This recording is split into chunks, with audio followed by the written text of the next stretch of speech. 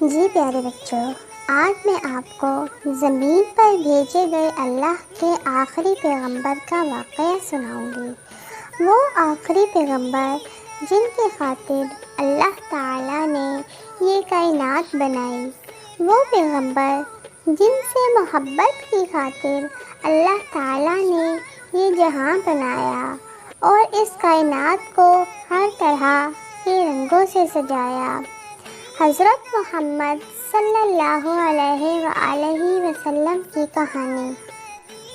اب غور سے سنیے۔ بسم اللہ الرحمن الرحیم۔ حضرت محمد صلی اللہ علیہ وآلہ وسلم کی پیدائش عرب کے شہر مکہ میں 12 ربیع الاول کو ہوئی۔ ان کی والدہ آمنہ زہرا خاندان کے وہاب ابن عبد المناف کی بیٹی تھیں۔ ان کے والد عبداللہ عبد المطلب کے بیٹے تھے۔ ان کے اجدادوں میں پیغمبر ابراہیم علیہ السلام کے بیٹے اسماعیل علیہ السلام سے ان کے نیک گھر کا پتہ چلتا تھا۔ حضرت محمد صلی اللہ علیہ وسلم کے والد کا انتقال ان کی پیدائش سے پہلے ہو گیا تھا اور ان کی والدہ نے 6 سال کی عمر تک ان کی پرورش کی۔ جب آپ صلی اللہ علیہ وآلہ وسلم 6 سال کے ہوئے تب آپ صلی اللہ علیہ وآلہ وسلم کی والدہ کا بھی انتقال ہو گیا، لہٰذا آپ صلی اللہ علیہ وآلہ وسلم کے دادا نے آپ کی پرورش کی۔ اگلے 2 سالوں میں بوڑھے دادا کا بھی انتقال ہو گیا، لیکن اپنے انتقال سے پہلے انہوں نے آپ کی پرورش کا ذمہ آپ کے چچا ابو طالب کو دے دیا۔ حضرت محمد صلی اللہ علیہ وآلہ وسلم ایک فرما بردار لڑکے کے روپ میں بڑے ہوئے۔ جب وہ 12 سال کے تھے، وہ اپنے چچا ابو طالب کے ساتھ بصرہ کے سفر پر نکلے۔ انہوں نے صحرا میں کئی مہینوں تک سفر کیا۔ بصرہ میں ابو طالب نے آپ صلی اللہ علیہ وآلہ وسلم کو بحیرہ سے مخاطب کروایا تو وہ آپ سے بہت متاثر ہوا۔ اس نے کہا اس لڑکے یعنی حضرت محمد صلی اللہ علیہ وسلم کے ساتھ واپس لوٹ جائیں اور یہودیوں سے اس کی حفاظت کرنا۔ آپ کے بھتیجے کا مستقبل بہترین ہے۔ ابو طالب یہ نہیں سمجھ سکے کہ اس بزرگ وہاب کا کیا مطلب تھا۔ ان کا بھتیجا محض ایک چھوٹا سا بچہ تھا۔ انہوں نے بحیرہ کو شکریہ کہا اور مکہ لوٹ آئے۔ اس سفر کے بعد لمبے وقت تک نوجوان پیغمبر یعنی حضرت محمد صلی اللہ علیہ وآلہ وسلم کی زندگی میں کچھ خاص نہیں ہوا، لیکن سبھی اس بات سے مطمئن تھے کہ آپ صلی اللہ علیہ وآلہ وسلم کے پاس ایک اچھا علم، انسانیت اور اچھے اخلاق ہیں، جو خاصیت مکہ کے لوگوں میں نہیں پائی جاتی تھی۔ آپ صلی اللہ علیہ وآلہ وسلم کو ان کے اچھے کردار اور عقل مندی کے لیے سبھی نے پسند کیا اور انہیں الامین کا درجہ دیا، جس کا مطلب ہے وفادار۔ ہر دوسرے بچے کی طرح انہیں اپنے خاندان میں کام کرنا پڑتا تھا۔ آپ صلی اللہ علیہ وآلہ وسلم کے چچا نے اپنی زیادہ تر دولت کھو دی تھی اور آپ صلی اللہ علیہ وآلہ وسلم نے ان کے بھیڑوں کے جھنڈ کی دیکھ بھال کر کے ان کی مدد کی۔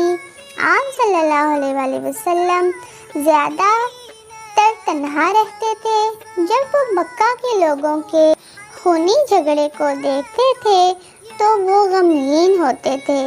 لوگوں کو قانون کی پرواہ نہیں تھی۔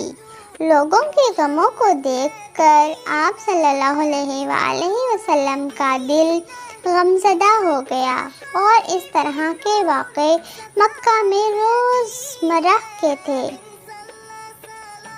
جب پیغمبر 25 سال کے ہوئے تھے، انہوں نے ایک بار پھر سے سیریا کا سفر کیا اور وہ ایک خاتون سے ملے، حضرت خدیجہ رضی اللہ تعالی عنہ۔ خدیجہ بہت خوبصورت اور نیک خاتون تھی۔ وہ ایک بہت امیر خاندان سے تعلق رکھتی تھیں، لیکن وہ بیوہ تھیں۔ بیوہ ہونے کے باوجود معاشرے کے کئی امیر اور بڑے آدمیوں نے ان سے نکاح کرنے کی خواہش ظاہر کی، لیکن انہوں نے ان سبھی کو منع کر دیا کیونکہ وہ ان سے نکاح کرنے کی خواہش مند نہیں تھیں۔ تب تک آپ صلی اللہ علیہ وآلہ وسلم ان کی زندگی میں نہیں آئے تھے۔ حضرت خدیجہ کو کسی ایسے ایماندار شخص کی تلاش تھی جو ان کے لیے تجارت کر سکے، اور پھر وہ آپ صلی اللہ علیہ وآلہ وسلم سے ملی۔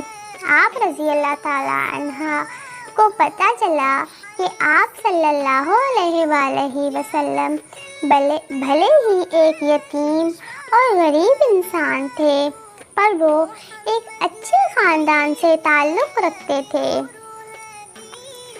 وہ بہت ہی پاک اور نیک کردار کے تھے اور ہر طرف سب سے ایماندار آدمی کے طور پر جانے جاتے تھے۔ آپ صلی اللہ علیہ وآلہ وسلم نے جلدی ہی ان کے لیے کام کرنا شروع کر دیا، اور وہ اپنی پہلی تجارت کے سفر کے لیے نکل پڑے۔ سفر سے واپس آنے کے بعد حضرت خدیجہ رضی اللہ تعالی عنہ نے اپنے خاندان سے آپ صلی اللہ علیہ وآلہ وسلم کے کردار کے بارے میں پوچھا۔ خادم نے جو بتایا اس نے انہیں حیران کر دیا۔ اس نے کہا، اب تک میں جتنے بھی لوگوں سے ملا ہوں ان میں سے یہ سب سے نیک ہیں۔ انہوں نے کبھی بھی میرے ساتھ سختی نہیں کی جیسا کہ کئی دوسرے لوگ کرتے ہیں، اور جب ہم چلچلاتی دھوپ میں صحرا میں سفر کر رہے تھے تو ہمیشہ ہمارے پیچھے ایک بادل رہتا تھا جو ہمیں سایہ دے رہا ہوتا تھا۔ اتنا ہی نہیں، نیا خادم ایک بہت اچھا تعزیر بھی ثابت ہوا۔ پہلے انہوں نے اپنا دیا ہوا مال بیچا، پھر منافع کے ساتھ اس نے دوسرا مال خریدا اور انہیں پھر سے خریدا، اور پھر اس طرح دوہرا منافع کمایا۔ حضرت خدیجہ رضی اللہ تعالیٰ عنہ آپ صلی اللہ علیہ وآلہ وسلم کی ایمانداری اور شجاعت سے اتنا متاثر ہوئیں کہ آپ صلی اللہ علیہ وآلہ وسلم سے 15 سال بڑی ہونے کے باوجود آپ صلی اللہ علیہ وآلہ وسلم سے نکاح کرنے کے لیے تیار ہو گئیں۔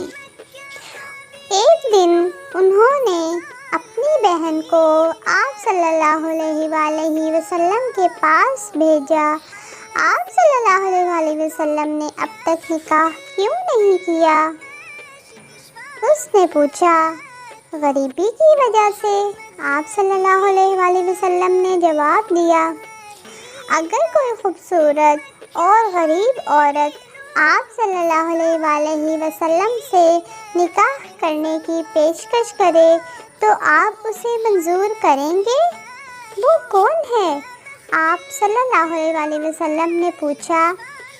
جب اس نے اپنی بہن خدیجہ کا ذکر کیا تو آپ صلی اللہ علیہ وآلہ وسلم حریف میں پڑ گئے۔ میں ان سے نکاح کیسے کر سکتا ہوں؟ انہوں نے تو شہر کے سب سے رئیسوں کو ٹھکرا دیا ہے جو اس غریب چرواہے کی بنسبت امیر اور بڑے تھے۔ آپ فکر مت کریے، میں اس کا دھیان رکھوں گی، بہن نے جواب دیا۔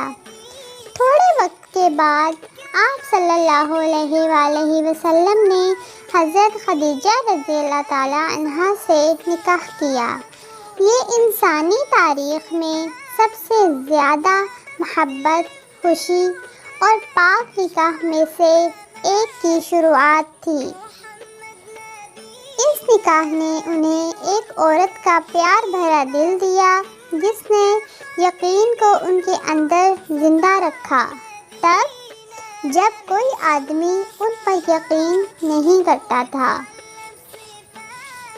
آپ صلی اللہ علیہ وآلہ وسلم اس کے بعد کئی سالوں تک اچھی اور آرام کی زندگی جیتے رہے۔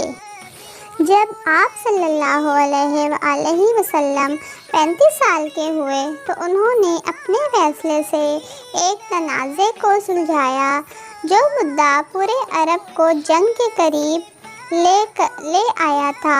یہ کعبہ کے ایک بار پھر سے تعمیر کا وقت تھا۔ ہر جماعت کے لوگ جو وہاں جمع ہوئے تھے وہ اس سب سے پاک کالے پتھر کو اٹھانا چاہتے تھے۔ ہر قبیلے کے سردار اس پتھر کو اٹھانے کے حق کے لیے لڑ رہے تھے۔ تب ایک بزرگ آدمی آگے آیا اور اس نے کہا، اس دروازے سے آنے والے پہلے شخص کی بات کو سبھی کو ماننا ہوگا۔ دروازے سے آنے والے پہلے آدمی اور نہیں بلکہ حضرت محمد صلی اللہ علیہ وآلہ وسلم الامین تھے۔ الگ الگ قبیلے کے لوگوں نے ان سے مشورہ مانگا اور تب آپ نے حکم دیا، پتھر کو کپڑے پر رکھیں۔ ہر قبیلے کو کپڑے کا ایک حصہ پکڑ کر پتھر اٹھانے کا شرف حاصل ہوگا۔ لوگ اس خیال سے متاثر ہو گئے اور پتھر اس طرح سے رکھا گیا اور کعبہ کی تعمیر کو بغیر کسی مداخلت کے پورا کیا گیا۔ اس وقت کے دوران عثمان ابن حویرث مکہ پہنچے تھے۔ انہوں نے سونے کا استعمال کر کے مکہ کے لوگوں کو متاثر کرنے کی کوشش کی اور رومن حکومت شروع کرنے کی کوشش کی، لیکن ان کی یہ کوشش ناکام رہی کیونکہ آپ صلی اللہ علیہ وآلہ وسلم نے مکہ کے لوگوں کو سمجھائش دی۔ آپ صلی اللہ علیہ وآلہ وسلم نے ہمیشہ غریبوں اور ضرورت مندوں کی مدد کی۔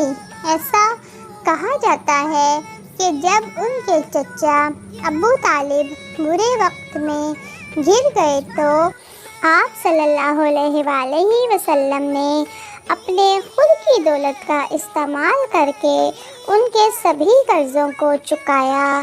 آپ صلی اللہ علیہ وآلہ وسلم نے اپنے چچا کے بیٹے کو تعلیم بھی دلوائی۔